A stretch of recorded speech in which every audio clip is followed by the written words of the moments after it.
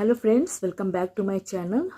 सबसे पहले मैं एक कन्फ्यूज़न को दूर करना चाहती हूँ कि जो मैंने कल 3-4 जो नंबर बोला था वो नंबर ऑफ़ क्वेश्चंस की बात हो रही थी। ठीक है, वो नंबर की बात नहीं हो रही थी, नंबर ऑफ़ क्वेश्चंस की बात हो रही थी कि जिनका भी कट ऑफ से 3 या 4 नंबर ज़्यादा है, मैंने वो बात की थी। ठीक है, और बहुत सारे स्टूडेंट का जो मैसेज आ रहा था, कमेंट आ रहा था कि दी मेरा मतलब कट ऑफ से 3 ज़्यादा है, 2 ज़्यादा है, 4 ज़्यादा है, तो क्या मेरा रिज़ल्ट होगा।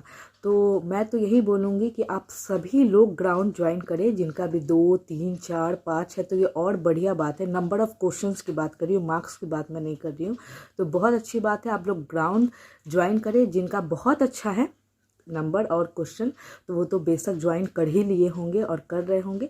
जिनको ये भी लगता है कि 2-3 है और मुझे जाना चाहिए, क्योंकि कुछ भी हो सकता है। ठीक है, आप लोग जो होप है उसको लूज़ नहीं कर सकते हैं।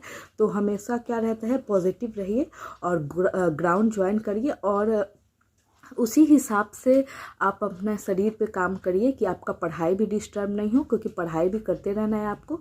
और क्या होता है कि जब आप ग्राउंड में जाते हो, वो भी नए नए, तो फिर उस दौरान आपकी पढ़ाई जो है वो डिस्टर्ब होती है। ठीक है, तो आप लोग जैसे अभी थोड़ा थोड़ा धीरे धीरे रनिंग कर सकते हो, एक्सरसाइजेज वगैरह कर सकते हो, क्योंकि यहाँ पे सबसे बड़ी बात है कि आपको फिजिकल के लिए लंबा समय मिला है। इस वजह से जो स्टूडेंट लोग हैं वो असमंजस में है कि क्या अगर मेरा 2-3 क्वेश्चन ज़्यादा है तो क्या मेरा मेरिट बनेगा। ठीक है, होने के लोग कुछ भी हो सकता है।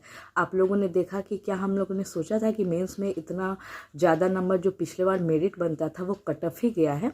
तो इसमें भी आप कुछ भी हो सकता है कि 2 ही नंबर एक्स्ट्रा चले जाए, हो सकता है 5 क्वेश्चन एक्स्ट्रा चले जाए। ठीक है, तो उस हिसाब से सभी लोग जिनका मेंस रिजल्ट आया है, बस इतना जान लीजिए, जिनका भी मेंस रिजल्ट आया है वो व्यक्तिगत फैसला है, मेरा क्या है वो अलग बात है। ठीक है, आप सबको ग्राउंड ज्वाइन करना चाहिए, इससे नुकसान कुछ नहीं है, बशर्ते आप लोग को अपना रेशियो देखना पड़ेगा कि मुझे कितना पढ़ाई पे देना है और कितना ग्राउंड में देना है, जिससे क्या हो, आप एक मोशन में रहो, ताकि बाय द वे अगर आपका हो जाता है तो फिर मान लीजिए आप फिजिकल देने जाते हो, वहाँ से बहुत स्टूडेंट छटेंगे। ठीक है, तो फिर कुछ स्टूडेंट तो वहाँ से हट जाएंगे, इट्स ओके, कोई बात नहीं।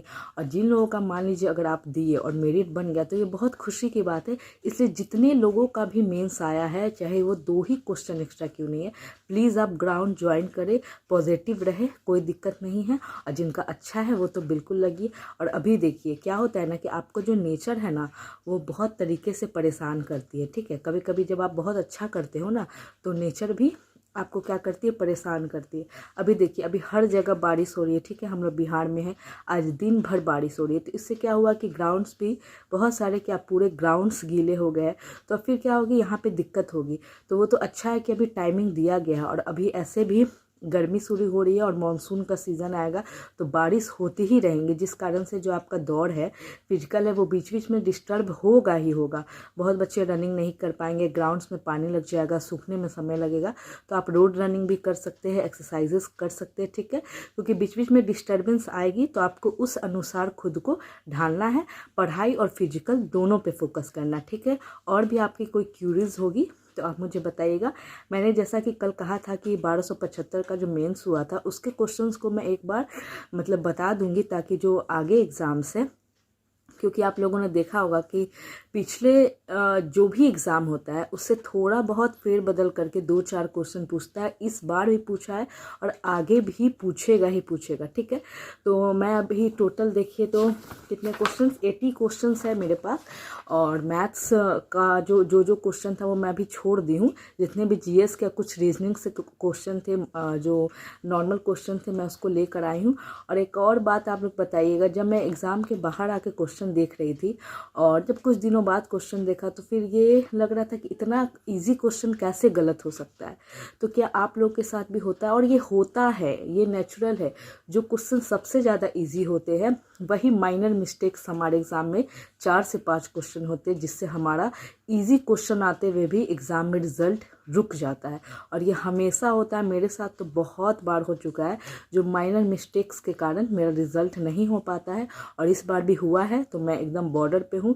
और जब बाहर निकल के मैंने क्वेश्चंस देखो तो फिर मुझे रियलाइज़ हुआ कि इतना इजी क्वेश्चन मैं कैसे गलत कर सकती हूँ। तो आप लोगों में से किन किन के साथ ऐसा होता है एग्ज़ाम हॉल में, ये बताइएगा। और शायद एग्ज़ाम का प्रेशर यही होता है कि जो इसे हैंडल कर ले वो फतह हासिल कर लेता है और जो थोड़ा भी चूक जाए वो पीछे रह जाता है। तो यही सारी चीज़ें हैं।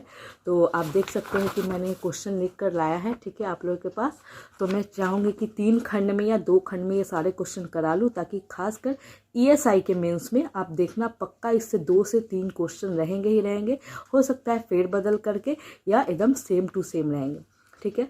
तो पहला जो क्वेश्चन था इसमें वो था अमनगढ़ बाघ रिजर्व कहाँ है। अमनगढ़ बाघ रिजर्व, ठीक है, तो वो उत्तर प्रदेश में है। दूसरा है कि चरक किस वंश से संबंधित थे।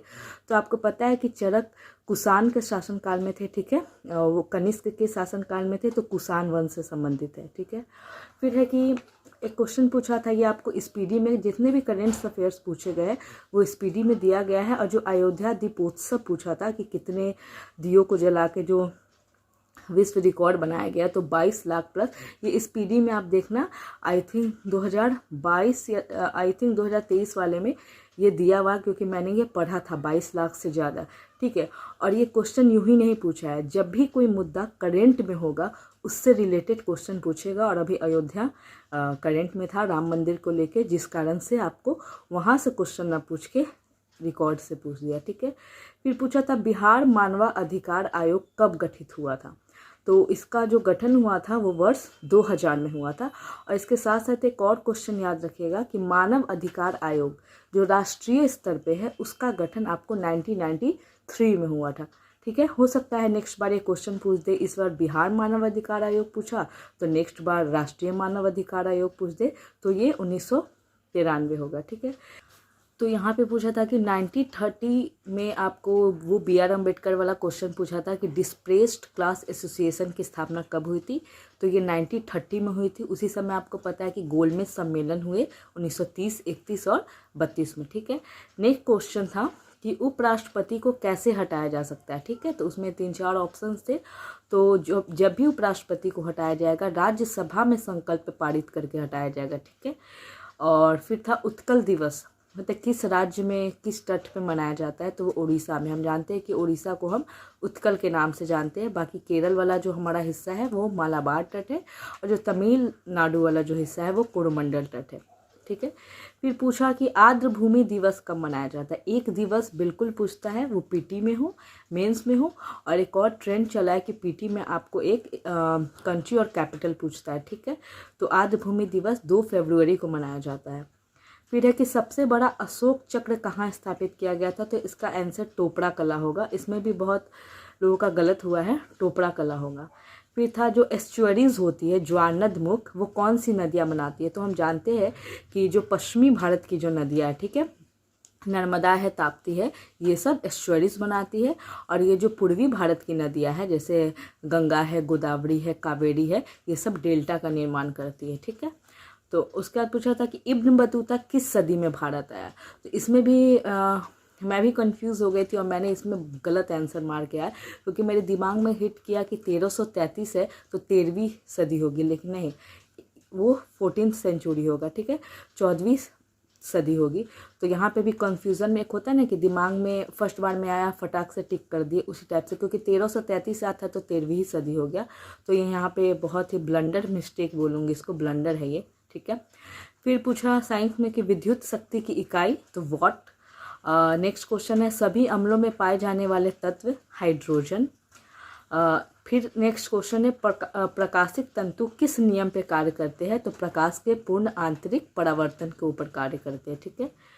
फिर नेक्स्ट क्वेश्चन है कौन सा इसमें संयोजी उत्तक नहीं है। वो उसमें कुछ ब्लड था, ऑप्शन में हड्डियाँ थी और एक हार्मोन था और एक और ऑप्शन था, तो हार्मोन्स होगा इसका आंसर, ठीक है। नेक्स्ट क्वेश्चन है कि उड़ीसा की बादाम पहाड़ी से कौन सा अयस्क निकाला जाता है।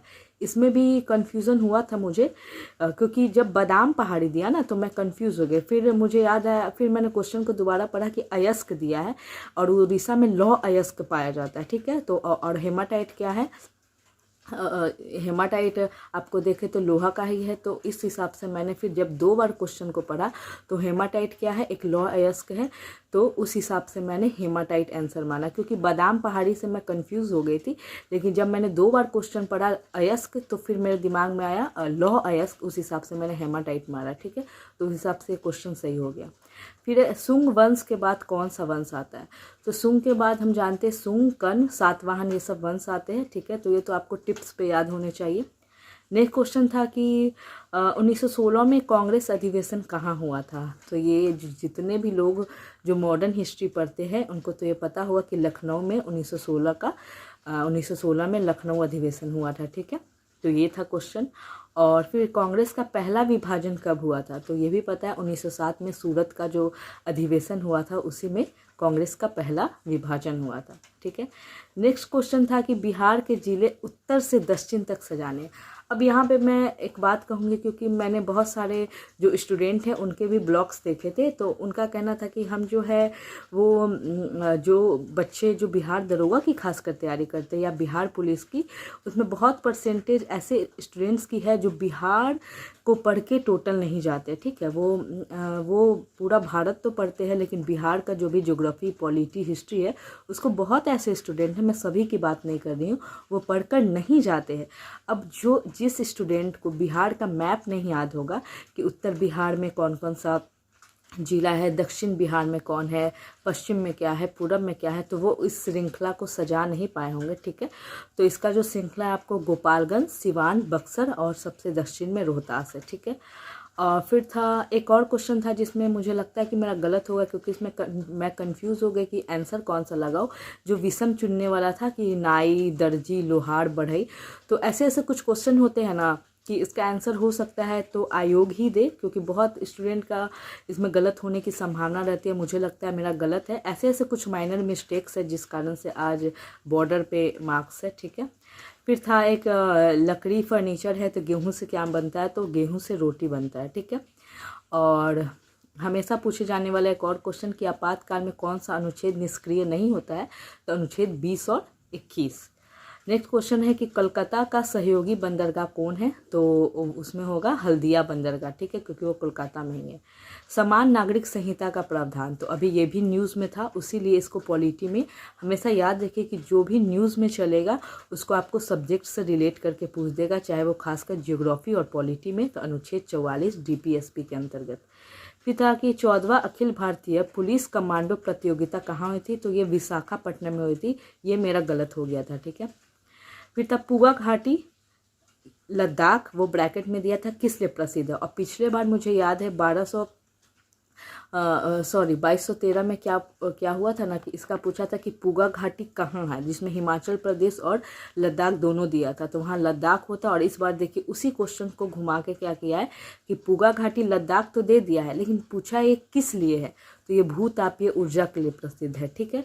तो इस तरीके से इसलिए प्रीवियस ईयर क्वेश्चन जितने भी आसपास एग्जाम्स हुए हैं वो सबका अगर फिर आप नया क्वेश्चन मत बनाओ, आप सेट प्रैक्टिस न्यू मत करो, लेकिन जितने भी एग्जाम्स हो चुके हैं आसपास उसके या पिछले बार के 2-3 साल पहले के, उसके क्वेश्चन जरूर बना के जाओ, क्योंकि निश्चित है कि 2 से 4 क्वेश्चंस आपको आना ही आना है, भले ही बदल के या हूबहू। कभी कभी तो मैथ्स और रीजनिंग के क्वेश्चन ही हूबहू आ जाते हैं, ठीक है।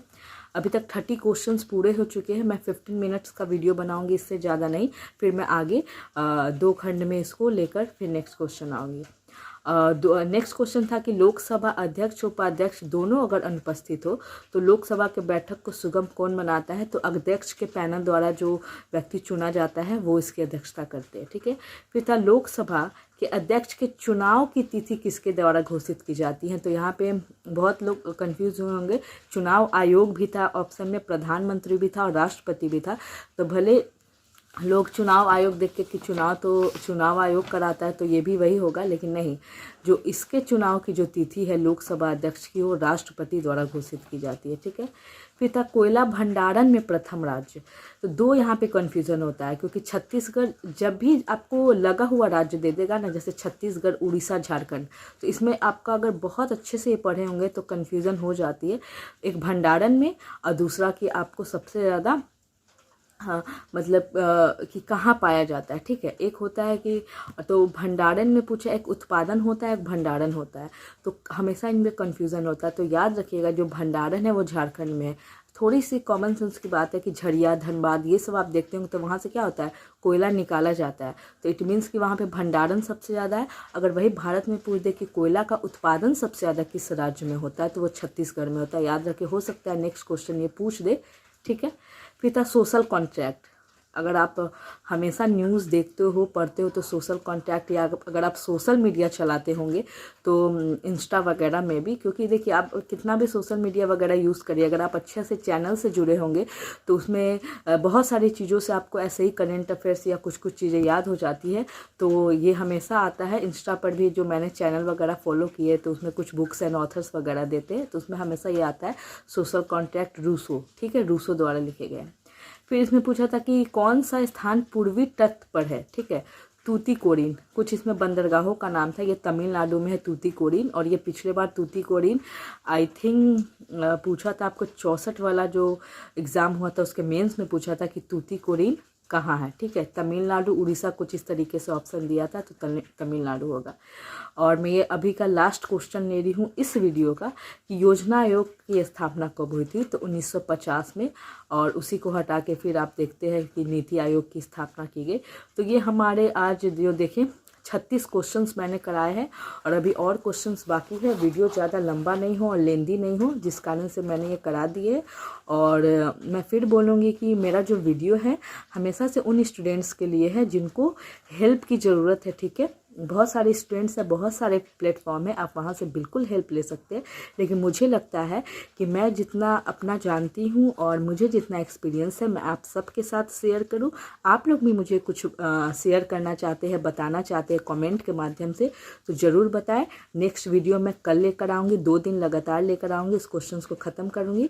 तो आप लोग पढ़ाई करें, और सभी लोग जिनका रिजल्ट आया है वो ग्राउंड ज्वाइन करें। बिल्कुल भी हताश ना हो, बिल्कुल भी निगेटिव सोचने की जरूरत नहीं है। अभी है टाइम, आप अपनी पढ़ाई करते रहें, उसके साथ साथ ग्राउंड में थोड़ा बहुत जो भी है वो आप दौड़े करें, और आप सब मेहनत करें, और सब कोई एक दिन कामयाब होंगे।